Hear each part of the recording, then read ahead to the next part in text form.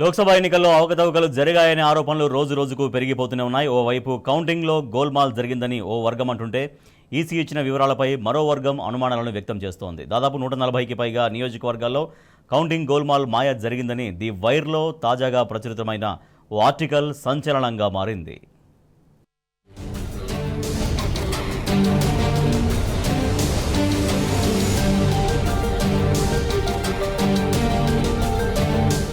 లోక్సభ ఎన్నికల్లో అవకతవకలు జరిగాయనే ఆరోపణలు గుప్పుమంటున్నాయి. కౌంటింగ్ కు సంబంధించి కేంద్ర ఎన్నికల సంఘం గణాంకాలను ఉటంకిస్తూ న్యూస్ వెబ్సైట్ ది వైర్లో తాజాగా ప్రచురితమైన ఓ ఆర్టికల్ సంచలనంగా మారింది. చాలా నియోజకవర్గాల్లో ఈవీఎంలలో పోలైన ఓట్లకు, లెక్కించిన ఓట్లకు మధ్య భారీ తేడాలు ఉన్నాయని పేర్కొన్నది. 543 నియోజకవర్గాలకు గాను డామన్ డయ్యూ, లక్షద్వీప్, కేరళలో అట్టింగల్ మినహా దాదాపు అన్ని స్థానాల్లో వ్యత్యాసాలు కనిపిస్తున్నాయని, పోలైన ఓట్లకు, లెక్కించిన ఓట్లకు సరిపోలడం లేదని తెలిపింది.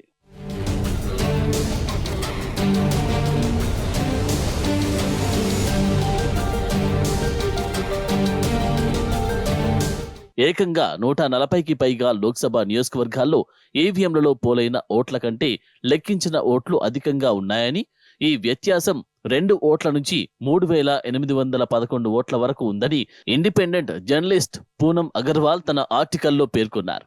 అదేవిధంగా ఈవీఎంలలో పోలైన ఓట్ల కంటే తక్కువగా ఓట్లు లెక్కించిన నియోజకవర్గాలు కూడా అధిక సంఖ్యలో ఉన్నాయని చెప్పారు. పలుచోట్ల స్వల్ప మెజార్టీతో విజయాలు, కొన్ని నియోజకవర్గాల్లో పోలైన ఓట్లు, లెక్కింపు మధ్య 2 ఓట్ల తేడా ఉందని అగర్వాల్ పేర్కొన్నారు.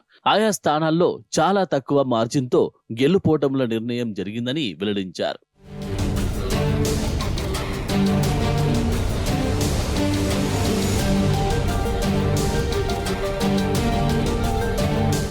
మహారాష్ట్రలోని వాయువ్య ముంబైలో 9,51,580 ఈవీఎం ఓట్లు పోలవగా 9,51,582 ఓట్లు లెక్కించారు.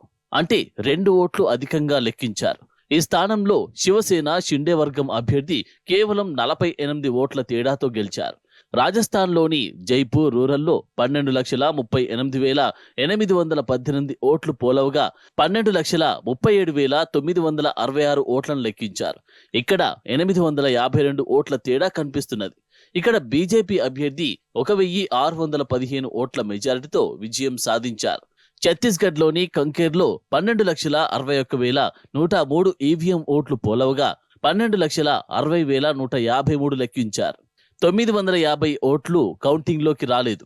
ఇక్కడ బీజేపీ అభ్యర్థి 1,884 ఓట్ల తేడాతో గెలిచారు. యూపీలోని ఫరూఖాబాద్లో 10,32,244 ఈవీఎం ఓట్లు పోలవగా 10,31,784 ఓట్లు లెక్కించారు. 460 ఓట్లను లెక్కించలేదు. ఇక్కడ బీజేపీ అభ్యర్థి 2,678 ఓట్ల మెజారిటీతో గెలిచారు. లోక్సభ ఎన్నికలు దశల వారీగా జరుగుతున్న సమయంలో ఎన్నికల సంఘం ఖచ్చితమైన పోలైన ఓట్ల సంఖ్యకు సంబంధించిన వివరాలు వెల్లడించలేదు. రాజకీయ పార్టీలు, సామాజిక కార్యకర్తల డిమాండ్ తర్వాతనే విడుదల చేయడం గమనార్హం.